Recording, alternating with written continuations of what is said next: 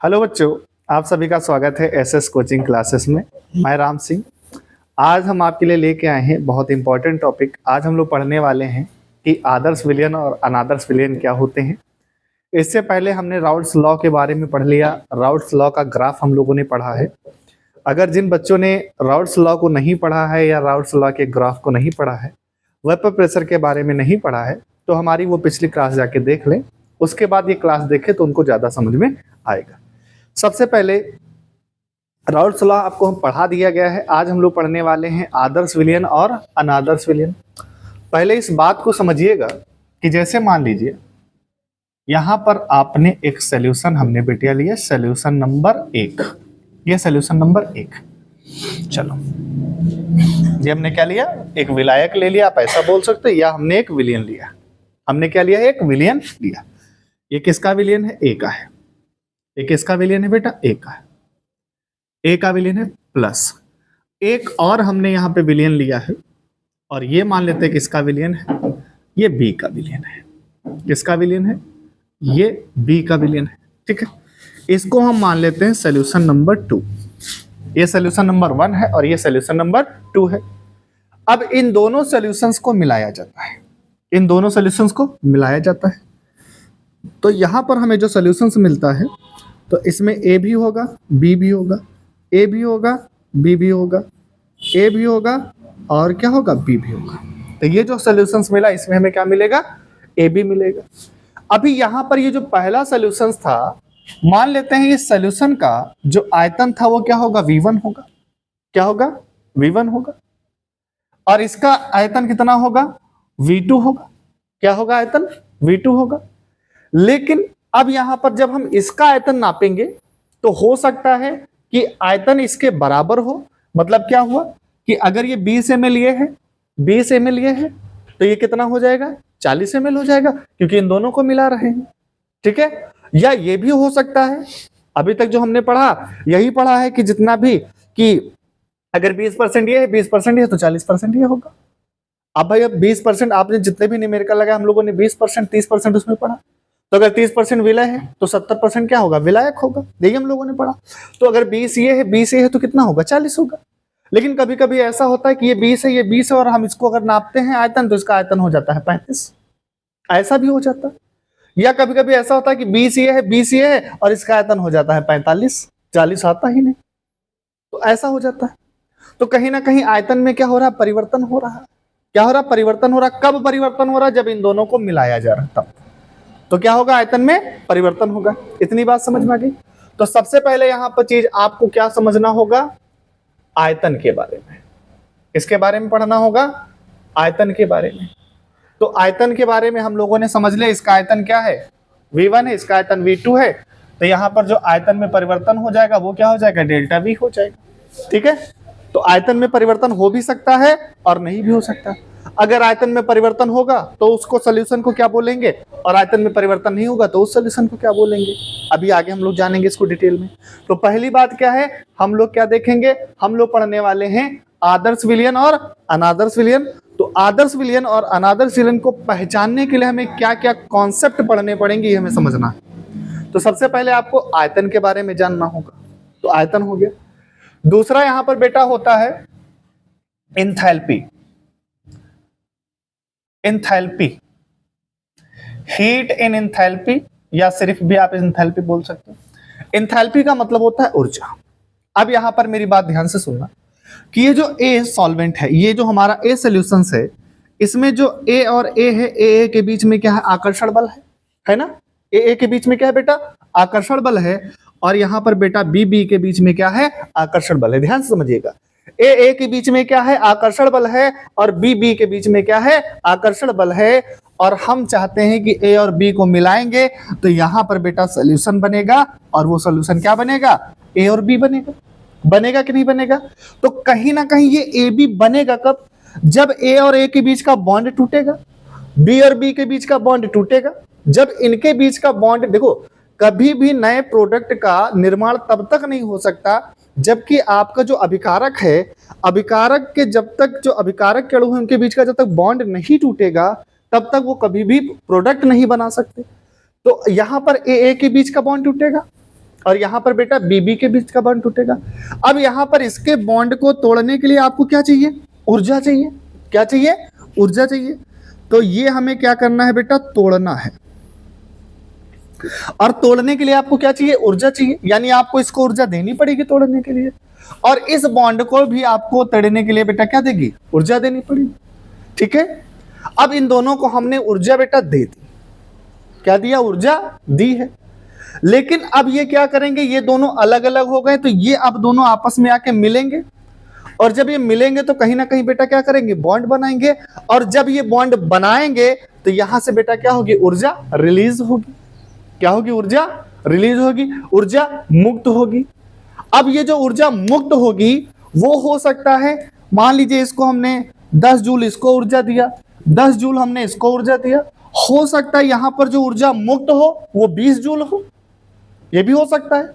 या ये भी हो सकता है कि इसको तोड़ने के लिए हमने 10 जूल दिया, इसको तोड़ने के लिए हमने 10 जूल दिया, लेकिन यहां पे ऊर्जा कितनी मुक्त हुई? 15 जूल मुक्त हुई, ये भी हो सकता है।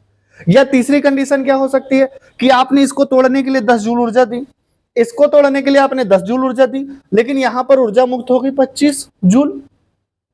तो भाई ये भी हो सकता है कि जितनी ऊर्जा दी उतनी ही ऊर्जा मुक्त हो, या हो सकता है कि जितनी ऊर्जा दी है उससे ज्यादा भी हो सकती है और उससे कम भी हो सकती है। तो कहीं ना कहीं हमें एंथैल्पी में परिवर्तन पढ़ना होगा। तो ये हमारा बेटा क्या था? आयतन में परिवर्तन। तो ये हमने बेटा हमको क्या पढ़ना? एक तो हमें पढ़ना होता आयतन में आयतन परिवर्तन पढ़ना होता, और दूसरा बेटा हम लोगों को क्या पढ़ना होता है? एंथैल्पी परिवर्तन। तो दो बातें पढ़नी होती, ये बात समझ में आ गई। तीसरी बात हमें यहां पर बेटा पढ़ना होता है राउल्ट्स लॉ। क्या पढ़ना होता है? राउल्ट्स लॉ, राउल्ट का नियम पढ़ना होता है, यानी आदर्श और अनादर्श विलयन है या नहीं है, इस चीज के बताने के लिए राउल्ट का नियम भी बहुत बड़ा जिम्मेदार है। वो कैसे है समझो। यहां पर हम लोगों ने पढ़ा है कि कभी भी किसी विलयन का अगर हम राउल्ट के अनुसार चलेंगे, हमें उसका क्या निकालना बेटा? दाब निकालना हो, दाब निकालना हो, तो वो कैसे निकालते हैं? यानी पी की वैल्यू, अगर मुझे राउल्ट के नियम से पी की वैल्यू ज्ञात करनी होगी, पी फॉर प्रेशर, अगर इसकी वैल्यू हमें ज्ञात करनी होगी तो इसका फार्मूला क्या होता है? P naught A into zeta A plus P naught B, और बेटा क्या हो जाएगा? ये जीटा बी हो जाएगी। ठीक है, यहां पर P जो है ये बेटा आपका क्या है? प्रायोगिक मान है। कौन सा मान है बेटा? ये प्रायोगिक मान है। ध्यान से मेरी बात सुनना, ये कौन सा मान है? ये प्रायोगिक मान है। ठीक है, और यहां पर ये वाली जो वैल्यू आई है ये बेटा कैसी है? कैलकुलेटिव है। कैलकुलेटिव है मतलब इसकी हमने क्या की है? गणना की है, गणनात्मक मान है इसका। हमने ये प्रायोगिक मान है, यानी इसको हम कैसे नापते हैं? तो इसको माइनोमीटर से नापते हैं। किससे नापते हैं बेटा? माइनोमीटर से नापते हैं। तो माइनोमीटर से इसको हमने कैलकुलेट कर लिया, और भैया उस किसी विलयन का इतना प्रेशर आ गया है ना, किसी विलयन का इतना प्रेशर, वाष्प दाब इतना आया है P। ठीक है, क्या है उसका? वाष्प दाब P इतना आया है। बात क्लियर है इतनी? और हमने जब कैलकुलेट किया तो उसका वेपर प्रेशर कुछ और आ रहा है, तो हो सकता है जो इसका प्रायोगिक मान है और जो कैलकुलेटिव मान है अगर बराबर भी हो सकता है, कम और ज्यादा भी हो सकता है। तो कहीं ना कहीं तीसरी बात हमें क्या पढ़नी होगी? तो राउल्ट का नियम भी क्या बताएगा कि आदर्श विलयन है कि अनादर्श विलयन है, तो राउल्ट का नियम भी बताएगा। चौथी बात हमको बेटा पढ़ना है अन्योन्य क्रिया। अन्योन्य क्रिया या इंटरेक्शन, हिंदी में हम, इंग्लिश में अच्छा शब्द लगता है इंटरेक्शन। इंटरेक्शन का मतलब होता है अंतः क्रिया, या इसी को बोला जाता है अन्योन्य। अन्योन्य बुक में देख लेना, यही लिखा होगा सर। ये है अन्योन्य क्रिया या अंतः क्रिया। अब इसको समझाने के लिए हम आपको बताते हैं कि सबसे अच्छा आप यहां पर पढ़ लीजिए, पांचवी बात है आकर्षण बल। तो अगर यहां पर यह फैक्टर भी रिस्पॉन्सिबल होता है, और चौथा फैक्टर हमारा बेटा क्या है? आकर्षण बल, यानी फोर्स ऑफ अट्रैक्शन, आकर्षण बल। तो 1 2 3 4 इन चारों चीजों को हम लोग क्लियर करेंगे, और उसी आधार पे हम लोग बताएंगे कि वो सॉल्यूशन कैसा है, आदर्श है या फिर आदर्श नहीं है। ठीक है, तो ये चार चीजें हमको याद रखनी पड़ती हैं। आयतन परिवर्तन देखना पड़ता है, फिर एंथैल्पी परिवर्तन देखना पड़ता है, एंड राउल्ट का लॉ देखना पड़ता है, क्या वो राउल्ट के लॉ को फॉलो करता है या नहीं करता है। एंड फोर्थ थिंग, हम लोग आकर्षण उनके यानी जो मॉलिक्यूल्स हैं इनके बीच में क्या लग रहा है, आकर्षण बल लग रहा है ना बेटा। एक मॉलिक्यूल दूसरे मॉलिक्यूल से क्यों जुड़ा है, क्योंकि इनके बीच में क्या आकर्षण बल है। ये बी के साथ क्यों जुड़ा है, क्योंकि आकर्षण बल है। भाई ये जो बॉन्ड होता है इनके बीच जो बॉन्ड आप देख रहे हैं ये क्या है, आकर्षण बल ही तो है। क्या है, आकर्षण बल। और इसी आकर्षण बल को तोड़ने के लिए आपको ऊर्जा देनी पड़ती है, देनी पड़ती कि नहीं पड़ती। अगर ये आकर्षण बल ज्यादा मजबूत है तो ऊर्जा ज्यादा देनी पड़ेगी, आकर्षण बल कम मजबूत है यानी बॉन्ड कमजोर है तो ऊर्जा कम देनी पड़ेगी। क्लियर है इतनी बात। तो ये बात आपको याद रखनी है। यहां पर ये क्या है, प्रायोगिक मान है। अगर हम किसी घटक के लिए निकालेंगे तो उसके आगे हम बात करेंगे।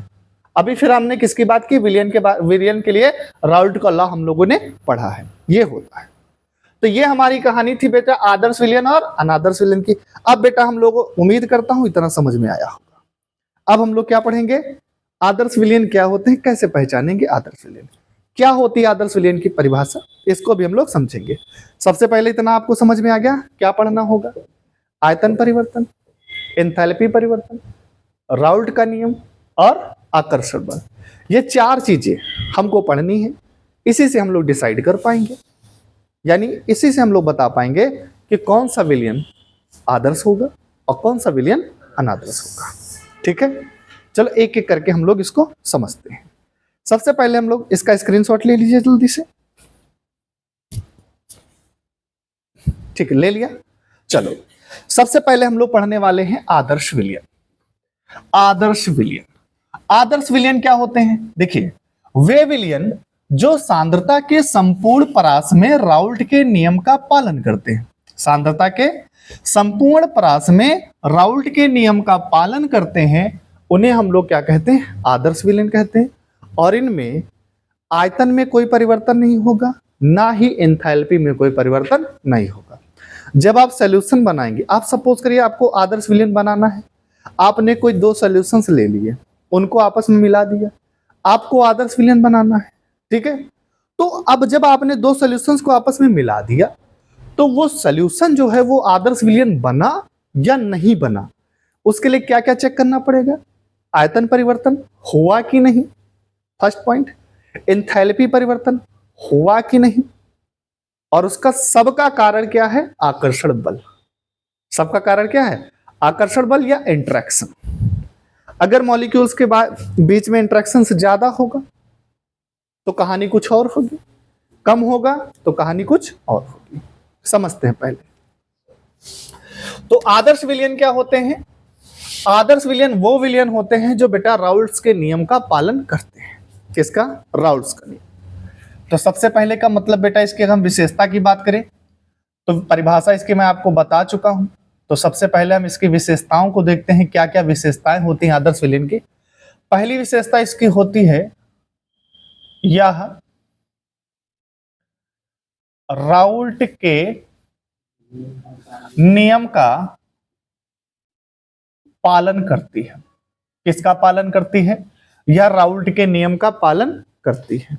कैसे, अगर मैं राउल्ट के नियम से जाऊं तो देखो राउल्ट के नियम से क्या होता है, अगर मुझे पी टोटल निकालना हो, मतलब जो हमने सॉल्यूशंस बनाया है, जो हमने विलियन बनाया है, अगर उस विलियन का हमने एक प्रायोगिक मान ले लिया तो ये कौन सा मान होता है, प्रायोगिक मान होता है। लेकिन अगर मुझे इसी को राउल्ट के लॉ से निकालना होगा तो कैसे निकालेंगे, विलियन के अंदर बेटा कितने घटक होते हैं, दो घटक, एक होता है पीए का आंशिक दाब, ये हो जाएगा, और ये पीबी। अब इसके लिए राउल्ट ने क्या नाम दिया था, तो ये हम क्या निकालेंगे, पी टोटल। तो ये बेटा क्या हो जाएगा आपका, ये हो जाएगा P naught A into zeta A और P naught B into zeta B. ठीक है, अब यहां पर ये जो वैल्यू है ये राउल्ट्स लॉ से हम लोग निकालेंगे। किससे बेटा, राउल्ट के नियम से। मैं लिख देता हूं राउल्ट्स लॉ।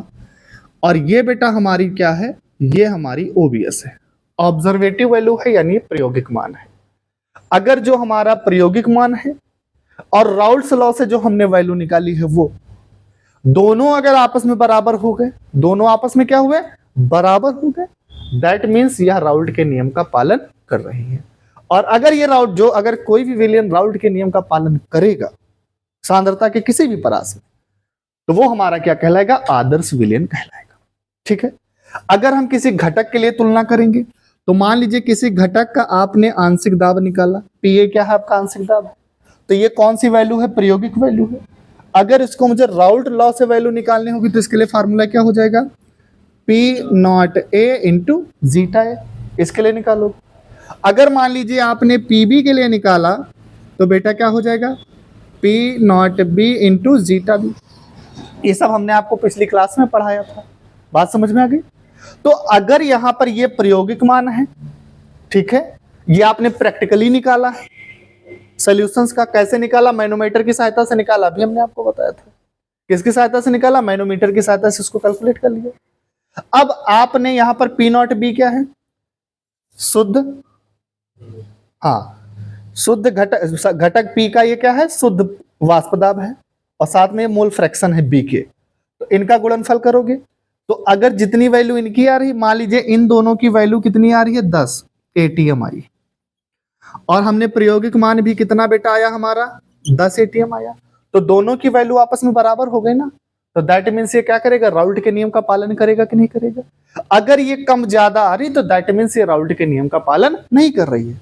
भाई हमने प्रयोग किया, हमारे अनुसार हमको मिली इतनी है वैल्यू, और जो राउल्ट बता रहा है, राउल्ट का जो नियम कह रहा है वो वैल्यू है इतनी, और दोनों वैल्यू अगर सेम आ गई तो दैट मीन्स ये आदर्श सॉल्यूशन है।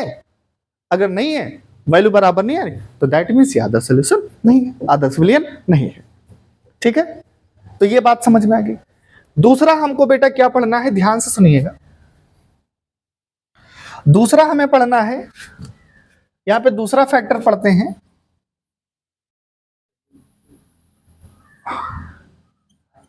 आयतन परिवर्तन नहीं होता है। तो क्या नहीं होता बेटा, आयतन में परिवर्तन नहीं होता है। मतलब क्या हुआ कि डी वी, डेल्टा मतलब परिवर्तन है, वी मतलब आयतन। तो आयतन में परिवर्तन कब, जब आप बेटा मिक्सिंग करते हैं, क्या करते हैं, मिश्रण करते हैं, दो सॉल्यूशंस को मिलाते हैं। तो जब दो सॉल्यूशंस को मिलाओगे तो आयतन में अगर परिवर्तन नहीं हो रहा, आयतन का परिवर्तन मतलब क्या, जीरो वैल्यू आ रही है भाई, डेल्टा भी जीरो आ रहा, मतलब आयतन में परिवर्तन नहीं हो रहा। तो जब आयतन में भी परिवर्तन नहीं होगा तो दैट मीन्स ये हमारा क्या हो जाएगा, एक आदर्श विलयन होगा। कैसे कि सपोज करिए आपने एक ए सोल्यूशन लिया, ये कितना था बेटा, 10 ml था। एक आपने बी सोल्यूशन लिया, ये भी बेटा कितना था, 10 ml था। लेकिन आपका जो विलयन बना वो बेटा कितना था, 20 ml था। यानी ए बी आपका सोल्यूशन बना वो कितना है, 20 ml था। तो इन दोनों का योग भी कितना है, 20 ही तो है आनंद भाई, और इनका जो वैल्यू हमको मिला वो भी कितना है, 20 ml है। तो दोनों की वैल्यू बराबर है कि नहीं। तो अगर दोनों की वैल्यू बराबर, यानी हीट ऑफ आयतन में परिवर्तन कितना हुआ, जीरो हुआ। भाई जितना आपने आयतन लिया था उतना ही आपको मिल रहा है कि नहीं मिल रहा है। तो क्या आयतन में कोई परिवर्तन हो रहा, नहीं। तो ये भी अगर आयतन में कोई परिवर्तन नहीं होता तो दैट मीन्स वो क्या है, एक आदर्श विलयन है। ठीक, अब ऐसा क्यों हो रहा है, इसका कारण क्या है। तो याद रखना, इसका कारण मैं नीचे यहां लिख देता हूं। इसका कारण ये है कि जो ए के मॉलिक्यूल्स हैं, यानी ए का जो आकर्षण है, ए का बेटा जो हमारे पास क्या है बेटा, आकर्षण बल है, वो बराबर है बेटा किसके, बी के, वो बी के आकर्षण बल के बराबर है। ए का आकर्षण बल किसके बराबर है, बी के आकर्षण बल है के बराबर है। और जो ए बी विलयन बना है, इनके बीच जो आकर्षण बल है वो भी बेटा क्या है, तीनों का बराबर है। यानी ए बी का बीच का क्या है, आकर्षण बल, तो वो भी बेटा क्या है, बराबर है। बात समझो जरा। हाँ, ये बी लिखा है बेटा, ए, हाँ सॉरी गलती से लिख गया। तो ए के जो आकर्षण बल है और बी के बीच में जो आकर्षण बल लग रहा है, वही आकर्षण बल किसके बीच में लग रहा है, ए और बी के बीच में लग रहा है। तो जरा सोचो, आकर्षण बल का मतलब भी मैं समझा देता हूं, थोड़ा सा ध्यान से देखिएगा। एक बात बताओ कि जैसे मान लीजिए कि यहां पर ये ए मॉलिक्यूल है और ये मान लीजिए बेटा हमारे पास ये ए मॉलिक्यूल्स है, क्लियर है। और इसी तरह से बेटा ये हमारे पास बी मॉलिक्यूल्स है और यहां पर भी बेटा हमारे पास क्या है, बी मॉलिक्यूल्स है। ठीक है, इन दोनों के बीच में आकर्षण बल समान लग रहा है, तो दोनों एक दूसरे से जितनी मतलब कहने का मतलब ये है जितने फोर्स से ये एक दूसरे को आकर्षित कर रहे हैं उतनी फोर्स से एक दूसरे को ये आकर्षित कर रहे हैं, मतलब इनके बीच में जितनी दूरी होगी उतनी ही दूरी इनके बीच में होगी। ये परिवर्तन होगा? नहीं होगा। अब यहां पर देखो, यहां से मान लीजिए ये बाबू ए हट गया, ए हट गया और ये बी इसकी जगह पर जाकर बेटा बैठ गया। ठीक है, तो जितना आकर्षण बल इनका था उतना ही आकर्षण बल बेटा कितना है? इनका है। क्या दोनों की दूरी घटेगी या बढ़ेगी? नहीं। तो मॉलिक्यूल्स जहां पर लगे हैं वहीं पर तो लगे रहेंगे, कि आगे पीछे हो जाएंगे? नहीं। तो जहां पर लगे हैं वहीं पर लगे रहेंगे। तो जितनी दूरी इनकी, जितनी दूरी उतनी, जितनी दूरी इनके में थी उतनी दूरी इनके में थी, तो उतनी ही दूरी ए और बी के बीच में है। तो क्या आयतन बढ़ेगा? भाई अगर मान लो ये दूरी कम पड़ती तो मॉलिक्यूल्स पास पास आते तो आयतन क्या होता? घट जाता। या अगर दूरी बढ़ती तो मॉलिक्यूल्स दूर जाते तो आयतन क्या होता? बढ़ जाता। भाई नहीं समझ में आया? ठीक है, तो आयतन जब इनके बीच की दूरी बढ़ जाएगी तो आयतन बढ़ेगा कि नहीं बढ़ेगा भाई? और जब आयतन बढ़ता तो हम कहते हैं परिवर्तन हुआ। लेकिन इन सबके बीच में क्या है? आकर्षण बल समान है, तो आयतन किसी तरह से आयतन में परिवर्तन हुआ? नहीं हुआ। बात समझ में आ रही है? ठीक है, बहुत अच्छे लड़के हो तुम लोग। इसी कॉन्सेप्ट, ये कारण है। ठीक है, इस कारण ऐसा हो रहा है। ठीक है, चलो एक और हमें पढ़ना है। क्या पढ़ना है? तीसरा। तीसरा हमको पढ़ना है, यहां पे देखो दिख रहा है बेटा, नीचे दिख रहा है? ठीक है, ठीक है। यानी जो हमारा इंथैल्पी होता है, इंथैल्पी परिवर्तन, इंथैल्पी परिवर्तन बेटा क्या होता है? नहीं होता है। क्या होता है? इंथैल्पी परिवर्तन नहीं होता है। मतलब हम ये कह सकते हैं कि डेल्टा एच और इंथैल्पी परिवर्तन कब देखना है? मिश्रण बनाने पर। आप जब आदर्श विलयन बनाते हैं ना, उस समय आपको चेक करना है कि परिवर्तन हो रहा है, ऐसा तो हीट निकल रही है कि नहीं निकल रही, ये सब आपको करना है। तो क्या लिखेंगे? मिक्सिंग लिखेंगे ना बेटा, मिक्स करने पर। और ये वैल्यू कितनी आ रही है? 0। ठीक है, तो delta H mixing equal to 0 है। इसका मतलब ये हुआ कि यहां पर इंथैल्पी में भी कोई परिवर्तन नहीं हो रहा। मतलब ये हुआ कि जैसे मान लीजिए यहां पर, अभी हमने आपको पहले भी समझाया था कि ए है और यहां पर बेटा क्या है? बी है। ठीक है, और एक सोल्यूशन बनना है, वो बेटा क्या बनना है? ए बी बनना है। ठीक है, तो कहीं ना कहीं इनके बीच का बॉन्ड तोड़ना होगा, है ना? तोड़ना होगा। तो तोड़ने के लिए हमें ऊर्जा चाहिए बेटा, बाहर से चाहिए ना। तो मान लीजिए हमने इसको तोड़ने के लिए 10 जूल ऊर्जा दी है और इसको तोड़ने के लिए भी कितनी ऊर्जा दी है? 10 जूल दी है। अब जब इन दोनों के, जब ए बी का निर्माण होगा तो ऊर्जा जो हमने दी है वो क्या होगी? रिलीज होगी। तो मान लो अगर हमने 20 जूल इनको तोड़ने में दी है तो रिलीज कितनी हो रही है? 20 जूल ही तो रिलीज हो रही है। तो यहां पर क्या इंथैल्पी में कोई परिवर्तन हो रहा है? नहीं हो रहा। ना तो ऊर्जा कम हो रही ना ऊर्जा ज्यादा हो रही, जितनी दी उतनी हमको मिल रही है। तो उस कंडीशन में क्या डेल्टा मिक्सिंग क्या हो जाएगा? 0 होगा कि नहीं होगा? क्यों 0 हो रहा है? कारण सेम है कि ए के बीच में आकर्षण बल क्या है? बराबर है। भाई क्लियर है? अगर मान लो ये ज्यादा होता आकर्षण बल, या ये ज्यादा होता, ये इनके बीच का आकर्षण बल क्या होता? कम होता, तो उस कंडीशन में कुछ बदल सकता था। ठीक है, तो ये कहानी थी किसकी? आदर्श विलयन की। एक बार मैं फिर से रिपीट करता हूं, आदर्श विलयन की परिभाषा आप लोग लिख लीजिएगा।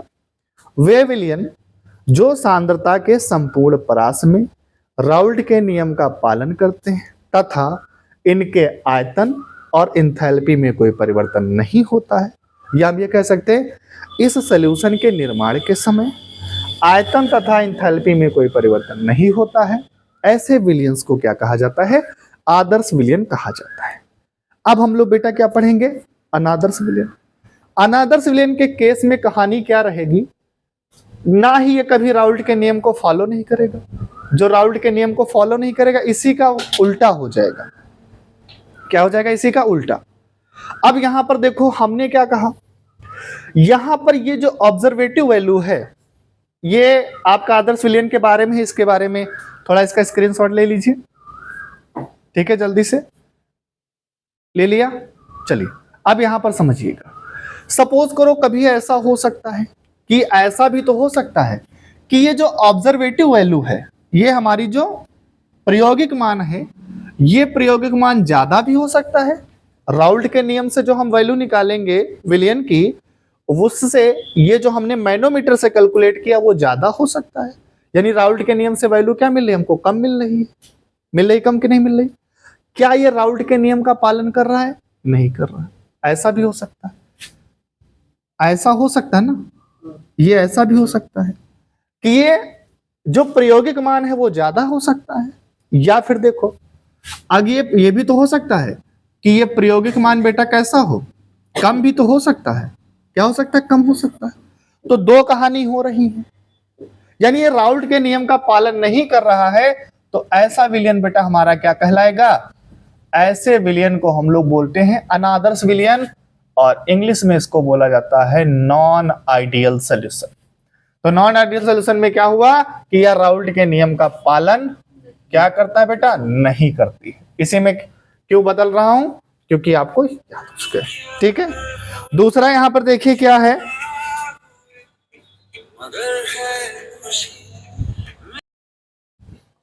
ठीक है बेटा, कोई बात नहीं, फोन आ गया था। अब यहां पर जब हम आयतन में परिवर्तन देखेंगे तो आयतन में भी परिवर्तन हमको देखने को मिलेगा, या तो आयतन कम होगा या ज्यादा होगा। तो क्या लिखेंगे बेटा कि आयतन परिवर्तन होता है, आयतन परिवर्तन होता है, यानी जब आप सॉल्यूशन का निर्माण करेंगे, सॉल्यूशन बनाएंगे, उस समय आयतन में क्या होगा? परिवर्तन होगा। कारण क्या है मैं अभी आगे आपको बताऊंगा। ठीक है, अभी मैं आगे कारण इस पे मैं चर्चा करूंगा। तीसरी बात क्या है, इंथैल्पी में भी परिवर्तन बेटा क्या होता है? होता है। इंथैल्पी में भी बेटा क्या होता है? परिवर्तन होता है। ठीक है, या तो हीट हो सकता है ज्यादा हो या कम, वो आगे की बात है, वो आगे हम देखेंगे, पर इंथैल्पी में परिवर्तन होगा। तो सीधा सा मतलब ये हुआ कि जो आदर्श विलयन की जो हमने कहानी पढ़ी, उसी की जस्ट उल्टा कहानी होगी अनादर्श विलयन में। ठीक है, अब मैं इसको रफ करता हूं और एक एक बात को मैं यहां पर समझाने की कोशिश करता हूं। सबसे पहले देख लीजिए कि ये जो हमारे पास अनादर्श विलयन है, ये दो तरीके का विचलन प्रदर्शित करता है। यानी क्यों? अगर मान लीजिए यहां पर, ध्यान से मेरी बात सुनिएगा, सॉरी एक हमसे मिस्टेक हो गई, उसको मैं बता देता हूं। मैंने आपको आदर्श विलयन के बारे में पढ़ा दिया, लेकिन आदर्श विलयन का ग्राफ नहीं पढ़ाया। तो अभी मैं जो ग्राफ पढ़ाने वाला हूं वो आदर्श विलयन का है। किसका है? आदर्श विलयन का। मैं लिख देता हूं, आदर्श विलयन का ग्राफ है। किसका ग्राफ है बेटा? आदर्श विलयन का ग्राफ है। कैसे बनता है समझिए जरा। जब हमने कल की क्लास में इसका ग्राफ बनवाया था, तो इस तरफ हमने मोल फ्रैक्शन को लिया था, इस डायरेक्शन में मोल फ्रैक्शन रहेगी, और ऊपर जो थी आपकी बेटा वाष्प दाब थी, यानी प्रेशर थी। ठीक है, हमने आपको बताया था कि शुरुआत में ए के मोल ज्यादा थे, उस समय यहां पर बेटा क्या हम इसको लिए थे? पी नॉट ए, और समय जैसे जैसे ए की वैल्यू यहां पर बेटा क्या हो गई? ए का मोल फ्रैक्शन कम पड़ता गया, तो इसकी ये वैल्यू बेटा क्या हो जाएगी? कम होती चली जाएगी। क्योंकि आप लोग जानते हैं कि किसी भी घटक का जो वाष्प दाब होता है राउल्ट के अनुसार उसके मोल फ्रैक्शन के समानुपाती होता है। तो जैसे जैसे मोल फ्रैक्शन घटेगा वैसे वैसे उसका वाष्प दाब भी बेटा देखो क्या होगा? कम होता चला जाएगा। ठीक, अगर इसी तरह से हम बेटा बी के लिए बात करते हैं, तो यहां पर मान लीजिए जीटा बी कितना था? 0 था, लेकिन अब इधर बेटा जीटा बी क्या हो गया? 1 हो गई। तो धीरे धीरे धीरे इसका वाष्प दाब क्या होगा? बढ़ता जाएगा। तो ये हो जाएगा पी नॉट बी। अभी आप एक काम कर सकते हो, इसको कम ज्यादा दिखा सकते हो, क्योंकि आप मान लीजिए दो सॉल्यूशंस हैं, तो एक का वाष्प दाब ज्यादा हो सकता है और एक का कम हो सकता है। बराबर भी दिखा दो, कोई फर्क पड़ने वाला है नहीं विशेष। तो इसके लिए जो हमारा लाइन बनेगा क्या हो जाएगा? पी ए बराबर पी नॉट ए इंटू क्या हो जाएगा? जीटा ए, है ना। और इसके लिए बेटा क्या हो जाएगा? पी बी बराबर P naught B into zeta B. ठीक, और इन दोनों का आपस में मिलाओगे तो ये क्या हो जाएगा? विलयन का हो जाएगा, और विलयन का P बराबर क्या आ जाएगा बेटा? P A plus P B. तो ये आदर्श विलयन के लिए आपको ग्राफ बनाना है। ठीक है, ये किसके लिए ग्राफ बनाओगे आप? आदर्श विलयन के लिए ग्राफ बनाओगे। तो जो राउल्ट वाला ग्राफ था वही आदर्श विलयन में आपको ग्राफ बनाना है, ये बात आप याद रखिएगा।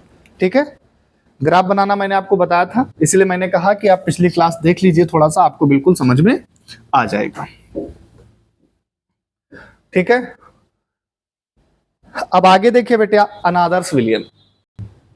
तो अनादर्श विलयन बेटा कौन से होते हैं? जो राउल्ट के नियम का, सांद्रता के संपूर्ण परास में राउल्ट के नियम का पालन नहीं करते हैं। तथा इनके आयतन और एंथैल्पी में क्या होता है, परिवर्तन होता है। ये आपको पता है, ये हम लोग जानते हैं। इसका मतलब ये हुआ कि अगर हम इसकी विशेषता की बात करें तो जो भी आप लोगों ने विशेषताएं पढ़ी थी किसमें, आदर्श विलयन में, जस्ट उसी का आप उल्टा कर देंगे इसमें, अनादर्श विलयन में। अब ये जो अनादर्श विलयन है इसको मैं दो भागों में समझाने की कोशिश करता हूं। एक है भाग इसका धनात्मक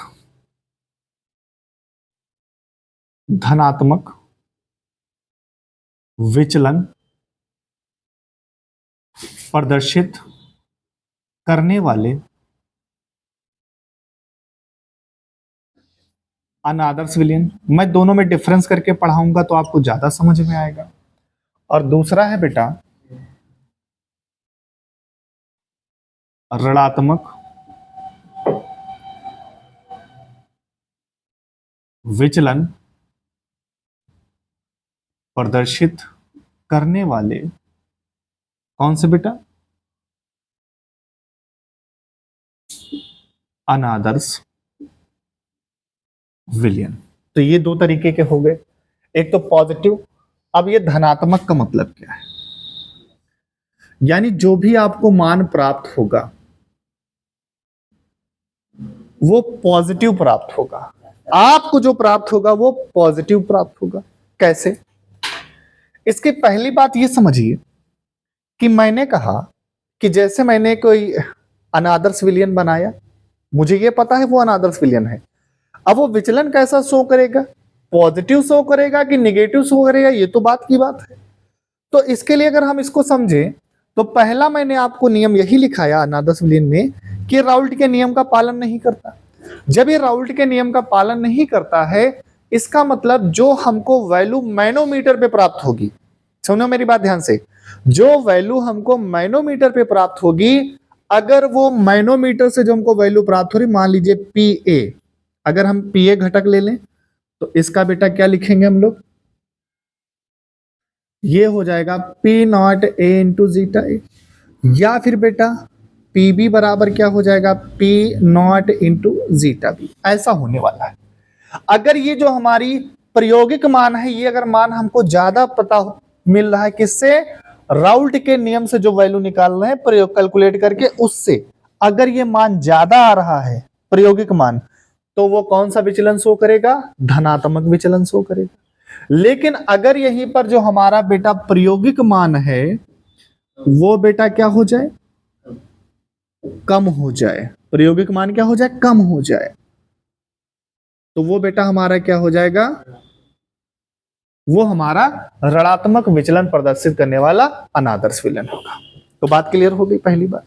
इसको कैसे समझेंगे कि मान लीजिए आपने मैनोमीटर से जो वैल्यू कैलकुलेट की वो 10 एटीएम कैलकुलेट की, ठीक है, और जो आपको राउल्ट के नियम से वैल्यू मिली वो कितनी मिली, 15 मिली। प्रायोगिक मान आपका 10 है, कैलकुलेटिव मान यानी आपका जो गणनात्मक मान है जो आपने गणना करके निकालना वो है 15। तो जब प्रायोगिक मान कम हो गया और राउल्ट के नियम से जो वैल्यू आप गणना करके निकाले वो ज्यादा हो गया, तो कैसा विचलन शो होगा, ऋणात्मक विचलन शो होगा। क्लियर है, चलिए। और यही कहानी यहां पर होगी कि जब प्रायोगिक मान क्या हो जाए, ज्यादा हो जाए, और राउल्ट के नियम से आपने जो कैलकुलेट करके निकाला वो कम हो जाए, तो कैसा विचलन होगा, धनात्मक, धनी हो गए, ज्यादा हो गया। प्रायोगिक मान ज्यादा आ जाए तो धनात्मक, और प्रायोगिक मान कम हो गया तो ऋणात्मक। ऐसे याद करोगे, ठीक है।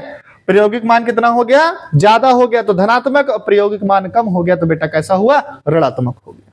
क्लियर है इतनी बात। चलो दूसरी बात को और समझो, हमने क्या बताया, हमने कहा यहां पर जो आयतन परिवर्तन होता है वो क्या होता है बेटा, मैंने क्या कहा, आयतन परिवर्तन कभी भी शून्य नहीं होगा, मतलब कुछ ना कुछ यहां पर बेटा क्या होगा, आयतन में परिवर्तन होता है। तो जब यहां पर आयतन में परिवर्तन होगा तो बेटा जब धनात्मक है तो आपको आयतन कैसा मिलेगा, पॉजिटिव मिलेगा। आयतन कैसा मिलेगा, पॉजिटिव मिलेगा।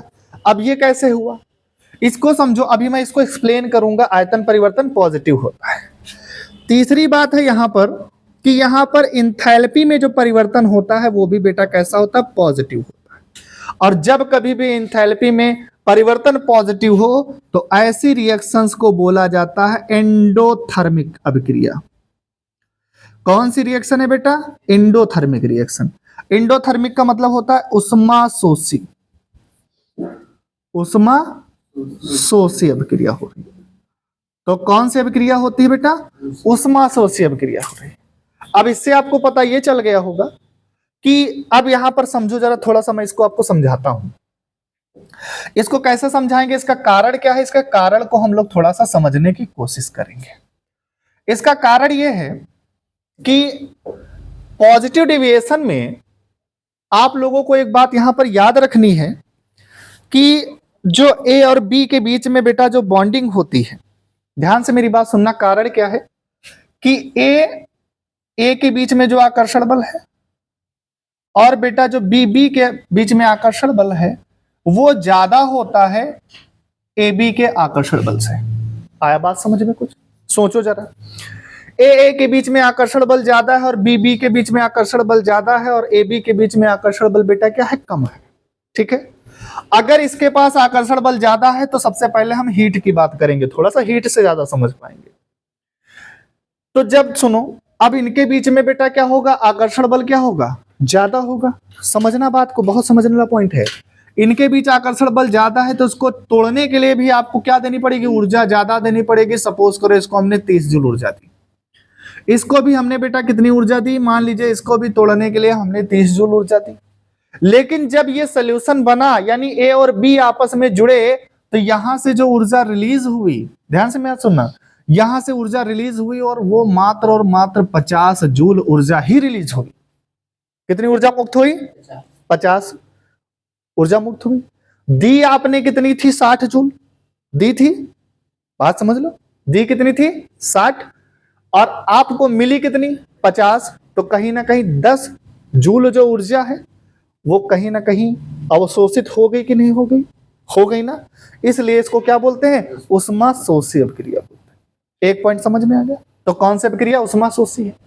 दूसरा भी कारण क्या है कि आयतन क्यों हो गया? अब सुनो जरा, इधर सुनो।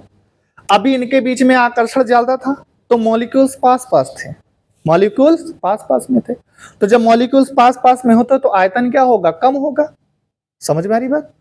लेकिन सोचो, अगर इनके बीच, अब इनके बीच आकर्षण क्या हो गया? कम हो गया, तो मॉलिक्यूल्स थोड़ा दूर दूर हो जाएंगे। मॉलिक्यूल्स क्या हो जाएंगे? दूर दूर। और जैसे ही मॉलिक्यूल्स दूर होंगे तो आयतन बढ़ेगा कि नहीं बढ़ जाएगा? आयतन बढ़ जाएगा। इसी वजह से यहां पर आयतन में परिवर्तन हो रहा। तो इन सबका कारण है क्या? ये है। बात समझ में आ रही? अब सोचो, इसीलिए ये पीएपीबी हमारा ये हो गया। अब इसी का जस्ट यहां पर बेटा क्या हो जाएगा? उल्टा हो जाएगा। जैसे देखो, यानी जो डेल्टा वी है बेटा कैसा होगा? निगेटिव होगा। डेल्टा वी बेटा कैसा होगा? निगेटिव होगा, यानी आयतन आपको क्या मिलेगा? कम मिलेगा। और तीसरा बेटा इसी तरह से हमारा क्या हो जाएगा? डेल्टा एच, वो भी बेटा कैसा होगा? निगेटिव। और अगर डेल्टा एच कभी भी निगेटिव हो जाए तो बेटा ये कौन सी रिएक्शन होती है? एक्सोथर्मिक रिएक्शन, या फिर हम इसको कहते हैं उष्माक्षेपी अभिक्रिया। कौन सी अभिक्रिया?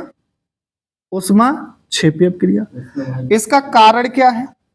इसका कारण यह है कि ए के बीच आकर्षण बल जो होता है और बी के बीच जो आकर्षण बल होता है वो कम होता है। किसके? ए और बी के बीच के आकर्षण बल से। तो जब इसका ए और बी के बीच का आकर्षण बल ज्यादा होगा तो मॉलिक्यूल्स क्या होंगे? पास पास होंगे। और जब मॉलिक्यूल्स पास पास होंगे तो आयतन क्या हो जाएगा? कम हो जाएगा। हो जाएगा कि नहीं हो जाएगा? अब सोचो, अब यहां पर देखो, तो जितना प्रबल बॉन्ड बनेगा यहां पर, जितना ज्यादा आकर्षण होगा उतना ही ज्यादा क्या होगी? यहां से हीट रिलीज होगी। ठीक है, तो जब हीट रिलीज होती है तो उसको निगेटिव साइन से रिप्रेजेंट करते हैं, और जब हीट यूज होती है हम देते हैं तो उसको पॉजिटिव साइन से दिखाते हैं। ठीक है, ठीक है, तो ऐसे पहचाना जाता है। ठीक, तो ये हमारा बेटा था क्या? आदर्श विलयन और अनादर्श विलयन के बारे में हम लोगों ने कहानी पढ़ ली। अब थोड़ा सा इसका स्क्रीनशॉट ले लीजिए। अब हम इसके ग्राफ पर भी थोड़ा सा बात कर लेंगे। ठीक है, तो ग्राफ इसका अब हम इसके ग्राफ को पढ़ लेते हैं थोड़ा सा। तो ये हम चीजें इसकी मिटा रहे हैं। अभी आपने राउल्ट का ग्राफ, हमने आपको आदर्श विलयन का ग्राफ हमने आपको पढ़ाया। क्या पढ़ाया?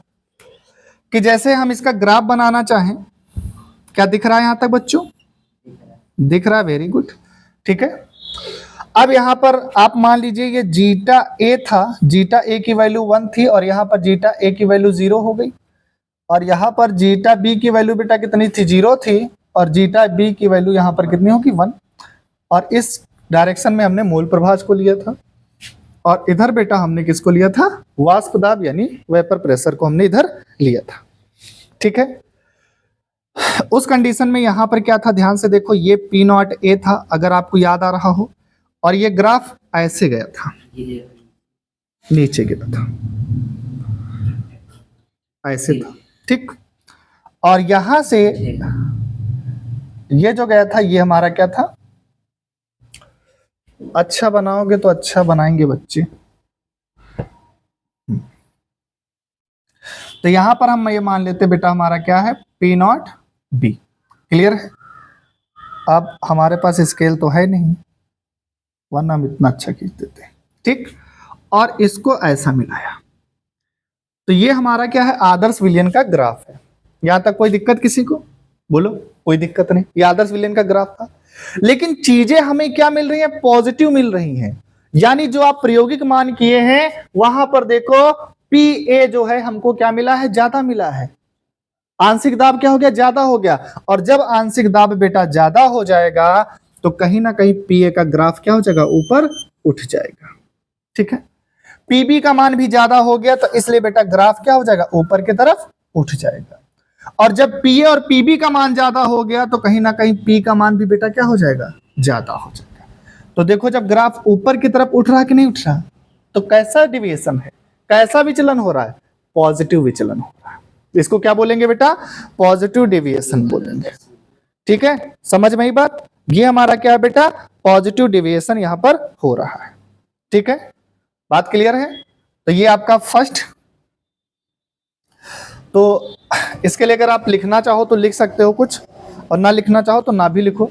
तो ये हमारे लिए किसके लिए है, तो यहां पर आप लिख सकते हो P बराबर बेटा क्या हो जाएगा, P A plus P B. और ये किसके लिए आया है, ये बेटा आपके लिए आया है, पी ए हमको ज्यादा मिल रहा है, P naught A into zeta A से। और यहां पर बेटा ये हमको जो क्या है, पी बी भी क्या है, ज्यादा मिल रहा है, किससे, पी नॉट बी और जीटा बी से ज्यादा मिल रहा है। ठीक है, तो ये इसका ग्राफ आपको बना लेना है। अब निगेटिव करोगे तो बस नीचे से खींच देना, उल्टा जस्ट इसी का है ना, कहानी आपको हम समझा चुके हैं। ये देखो यहाँ पे क्या है, पॉइंट पी नॉट ए है ना, इसको यहाँ पे दिखा दो, ये बेटा क्या है, पी नॉट बी दिखा दो। इसको ऐसे मिलाओगे है ना, और इसको ऐसे मिलाओगे। ठीक, इसको ऐसे मिलाओगे। यहाँ पे लिखना चाहो तो लिख देना, जीटा ए 1 है, जीटा बी 0। यहाँ पे जीटा ए क्या हो गया, 0, और यहाँ पे जीटा बी 1। ये आपका है मोल फ्रैक्शन, इधर आपने वेपर प्रेशर को ले लिया। ठीक है, तो यहाँ पर अब देखो प्रायोगिक मान कम मिल रहा है ना, प्रायोगिक मान बेटा क्या है, कम है। ऑब्जर्व किया जो हमने वैल्यू जो मैनोमीटर से नापी वो क्या है, कम है। तो जब कम है तो ग्राफ कहाँ चला जाएगा, नीचे नीचे चला जाएगा। इसके लिए ऐसे नीचे हो जाएगा, और इसके लिए ये ऐसे नीचे हो जाएगा। क्लियर है? तो ऐसे नीचे चला जाएगा। तो ये किसके लिए बनाया है, ये आपने बनाया है पी के लिए, P A plus P B. ये लाइन किसके लिए है, तो यहां पर ये पी ए कम मिल रहा है ना बेटा, किससे कम मिल रहा है, P naught A into zeta A से।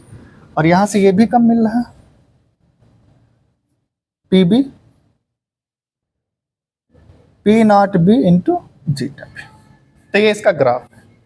तो ये ऋणात्मक विचलन का ग्राफ है, और ये धनात्मक विचलन का ग्राफ है, और बेटा ये क्या है, ऋणात्मक विचलन का ग्राफ है। तो इस तरीके से बेटा हमने आदर्श और अनादर्श विलयन को हमने कंप्लीट कर लिया। नेक्स्ट क्लास में हम लोग पढ़ने वाले हैं अब समान अणुसंख्यक गुणधर्म। तो सभी लोग, अगर ये क्लास आपको नहीं समझ में आई है तो इससे पहले आप राउल्ट के नियम पढ़िए जाके, वेपर प्रेशर को वहाँ पे पढ़िए जाके। जब आप वो क्लास पढ़ लेंगे, ये क्लास आपको पूरी समझ में आ जाएगी। बहुत गहराई से बताने की कोशिश की गई है। उम्मीद करता हूँ आप लोगों को पसंद भी आया होगा, है ना। अभी कुछ नहीं चलना है, थोड़ा सा स्पीड बढ़ानी है, ठीक है। तो आज के लिए इतना ही। नमस्कार, जय हिंद।